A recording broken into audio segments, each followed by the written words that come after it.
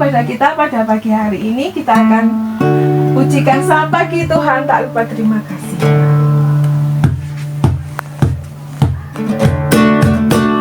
Kita boleh memakai gerakan ya.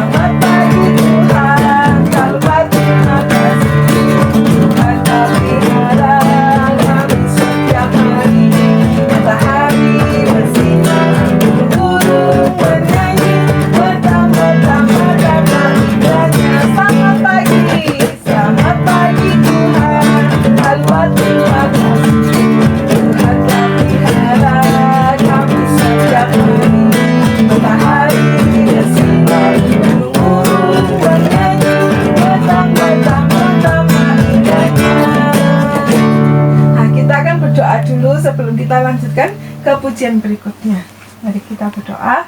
Terima kasih ya Tuhan, kami mengucap syukur karena Engkau sungguh sangat baik bagi kami. Saat pagi hari ini kami boleh berkumpul, kami akan memuji nama-Mu dan mendengarkan sebagian dari firman-Mu. Terima kasih ya Bapa, kami serahkan semuanya ke dalam tangan-Mu saja. Di dalam nama Tuhan Yesus kami mengucap syukur. Haleluya, amin. Nah, kita akan sambung pujian kita dengan pujian Tanganku Kerja Buat Tuhan. Bisa kan adik-adik? Kita akan belajar sama-sama.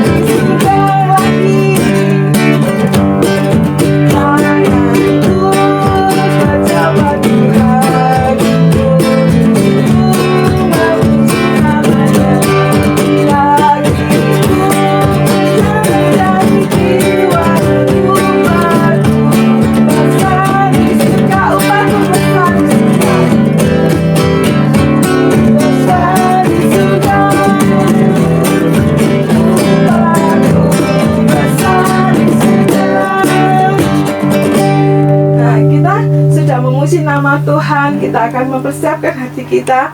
Kita akan mendengarkan sebagian dari firman Tuhan. Kita akan pujikan pujian Ku Ingin Dengar Cerita.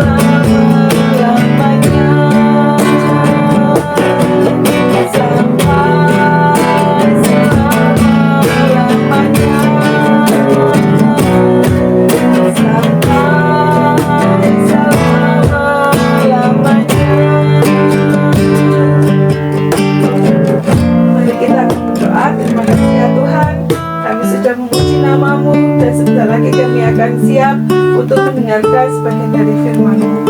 Terima kasih ya Tuhan, kami serahkan semuanya di dalam tangan-Mu saja. Hanya dalam nama Tuhan Yesus kami mengucap syukur. Haleluya, amin. Shalom, selamat pagi anak-anak semua. Sehat? Oke, semuanya sehat ya, puji Tuhan. Nah, anak-anak ada yang sedih nggak? Oh, tidak ada yang sedih, semuanya senyum ya. Ya, yuk saya kasih senyum yang terbaik. Ya, senyum yang paling manis. Oke. Anak-anak, tahu nggak? Anak pernah lihat ulat? Siapa yang pernah lihat ulat? Iya, ulat itu biasanya ada di daun-daun. Nah, di sebuah hutan ada 2 ekor ulat. Yang satu bernama Vintu, yang satu bernama Tufi. Nah, tapi sama-sama ulat loh ya, tapi punya sifat yang beda. Yang Vintu ini, dia tuh baik, suka menyapa, tidak sombong, ya. Berarti temannya banyak. Tapi beda dengan Tufi. Nah, kalau Tufi ini, dia itu suka menghina temennya. Sama-sama ulat, dia itu sombong. Nah, jadi punya sifat yang berbeda. Nah, suatu hari, si Vintu ini dia sedang berjalan di daun-daun. Dia pindah ke daun yang lain. Dia mencari makanan, tapi belum dapat makanan. Kemudian waktu di tengah perjalanan, Vintu lihat, Tufi, wah untung aku ketemu sama kamu. Tufi, aku lihat kamu punya banyak makanan. Bagi dong, aku sudah lapar sekali, tapi aku belum dapat makanan. Vintu ini berpikir kalau dia punya teman yang baik yang mau ngasih dia makanan. Tetapi anak-anak tahu, si Tufi ini malah bilang gini, "Hei Vintu, semua ini makananku. Aku tidak mau berbagi dengan siapa-siapa. Ini makananku semua. Sudah kamu pergi sana. Sudah kamu cari makanan di tempat yang lain. Jangan mengganggu aku," katanya. Wah, Vintu ini sedih ya. Aduh, temanku ini punya makanan yang banyak, tapi tidak mau ngasih. Sedangkan aku dari tadi cari makanan, tidak dapat makanan. Dengan hati yang sedih, si Vintu ini dia berjalan lagi ke tempat yang lain mencari makanan. Nah, waktu di tengah jalan, dia ketemu sama burung hantu. Ada yang tahu? Pernah lihat burung hantu? Pernah lihat gambarnya ya? Iya, burung hantu ini dia terbang, dia bawa daun. Apa ya maksudnya ya? Ternyata daun itu ada sebuah undangan. Nah, si burung hantu ini ketemu sama Vintu. Nah, wah, ada burung hantu. Ada apa katanya? Vintu, ini ada undangan pesta untuk kamu, katanya. Hah? Undangan pesta? Kapan? Kapan pestanya? Katanya. Wah, kamu tahu Vintu, nanti waktu pesta kamu akan bertemu dengan banyak binatang-binatang yang lainnya. Ayo, katanya. Kemudian si burung hantu pergi lagi, terbang lagi, memberikan undangan-undangan kepada hewan-hewan yang lainnya. Tidak lama, di hutan itu penuh dengan tertawa. Kenapa? Mereka senang karena akan ada pesta di hutan itu. Nah, waktu mereka saling bercerita, wah nanti pasti di sana ada makanan yang banyak. Wah aku nanti makan yang enak-enak. Wah aku nanti mau nambah-nambah dan lain sebagainya. Tetapi si Tufi bilang begini, ngapain nunggu-nunggu pesta? Di sini aja aku sudah punya banyak makanan. Dan makananku tidak akan aku bagi sama teman-temanku. Pasti nanti itu pestanya biasa-biasa saja, katanya seperti itu. Tapi beda dengan Vintu, dia senang menambut pesta, tetapi dia juga tidak mau bersedih meskipun dia pada waktu itu belum makan. Nah, keesokan harinya pesta itu dimulai. Wah, semuanya senang sekali. Tetapi dengan waktu yang bersamaan, si Vintu sama si Tufi ini mereka harus sama-sama menjadi kepompong. Mereka akhirnya menyendiri di tempat yang sepi.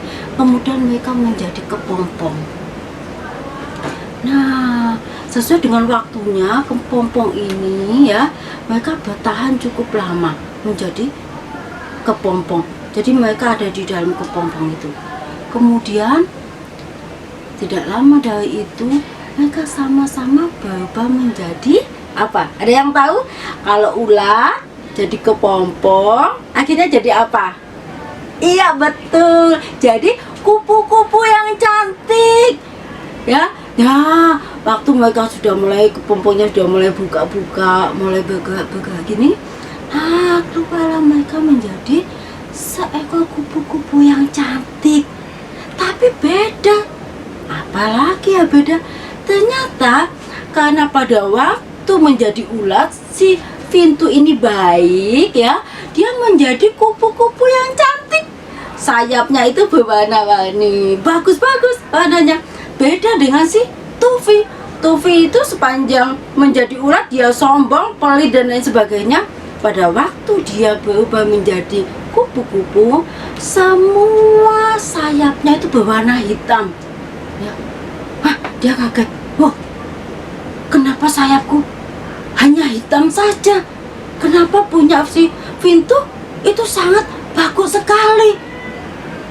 Kemudian si Vintu mengingatkan, Tufi, ingat apa yang sudah kamu lakukan pada waktu kamu menjadi ulat.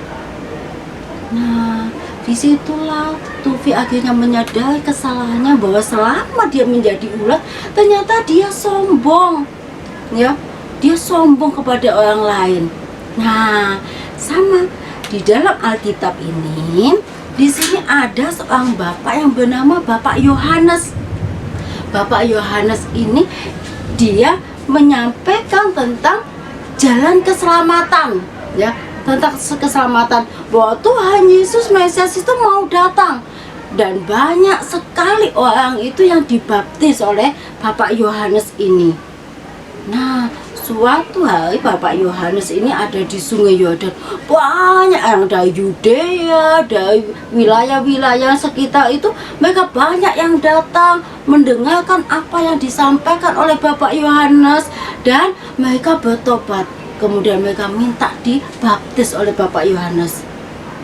Dan pada waktu itu tiba-tiba ada Tuhan Yesus datang. Iya, Tuhan Yesus itu yang menciptakan langit dan bumi, Tuhan yang punya segalanya, tetapi dia datang sebagai manusia biasa. Dia datang kepada Yohanes untuk minta dibaptis. Pada waktu Yohanes ini lihat Tuhan Yesus datang, dia sangat malu. Tuhan, sebetulnya aku ini yang harus engkau selamatkan. Kenapa engkau datang dan minta dibaptis, katanya. Tetapi Tuhan Yesus memberikan contoh buat semua manusia, bahwa meskipun dia Allah yang hidup, meskipun dia itu juru selamat, tetapi pada saat datang ke dunia, dia menjadi manusia, dia mau menjadi orang yang rendah hati. Dia datang dan dibaptis, tetapi bedanya, pasti ada bedanya. Kalau Yohanes dia katakan, aku ini membaptis kalian semuanya dengan air, tetapi dia ini, yaitu Tuhan Yesus, dia akan membaptis kamu dengan Roh Kudus. Itu bedanya. Yohanes mau merendahkan diri di hadapan Tuhan, bahwa dia adalah manusia biasa yang dipakai Allah untuk memberitakan keselamatan. Dan dia mengatakan, ini loh dia, Tuhan Yesus ini yang akan menyelamatkan kalian. Tuhan Yesus ini yang akan membaptis kalian dengan Roh Kudus. Nah, coba anak-anak bawa Alkitab. Sekarang Alkitabnya coba dibuka di dalam Filipi 2. Yuk, kita akan baca sama-sama ya. Dibuka di dalam Filipi 2 ayat yang ketiga. Ya, kita baca sama-sama ya. Filipi 2 ayat yang ketiga.